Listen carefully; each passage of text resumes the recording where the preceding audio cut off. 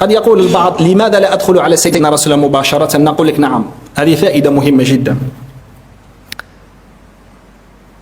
الدخول على سيدنا رسول الله مباشرة فيه نوعا ما قوة، فيه حرارة. لماذا؟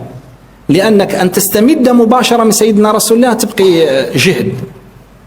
أن ترى بشارة لسيدنا رسول الله الذين يرون في اليقظة وهم ما همش مشايخ، إذا ما وصلوش عادة تكون لهم بشارات.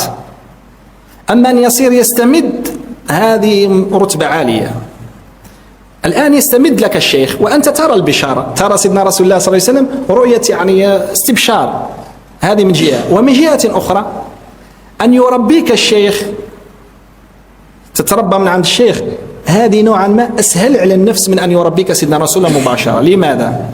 لأن السلوك يا سادة فيه وعليه، مرة تنكب، مرة تتعاتب، مرة تدي جلدات مرة يغلقوا الباب، مرة يدفعوك، مرة يقربوك، يعني تروح وتجي.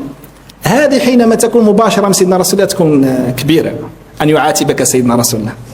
كي تجيك العتاب من الشيخ تجي لاباس، يعني يربوك لداخل، يربوك ومن بعد كي يخرجوك للصح، يعني تخرج راجل، يعني تكون قدام سيدنا رسول الله رجلا حق. لهذا هاي فائدة الشيخ. نعم كل واحد منا يتمنى يقول لا، أنني ماذا بي يكون يقولوا لي أنني من الذين يأخذون من سيدنا رسول الله مباشرة. أقول لك نعم، الذي يأخذ من طريق المشايخ يدخلونه على سيدنا رسول الله، ويأتي يوم يصير يستمد فيه مباشرة، والرؤيا تكون لك وكذا. ولكن حينما يكون لك الشيخ هو الذي يضمن لك عند سيدنا رسول الله الضمانة يا سيدي، الشفاعة، يتحمل عنك التبعات، يحمل عنك الأثقال.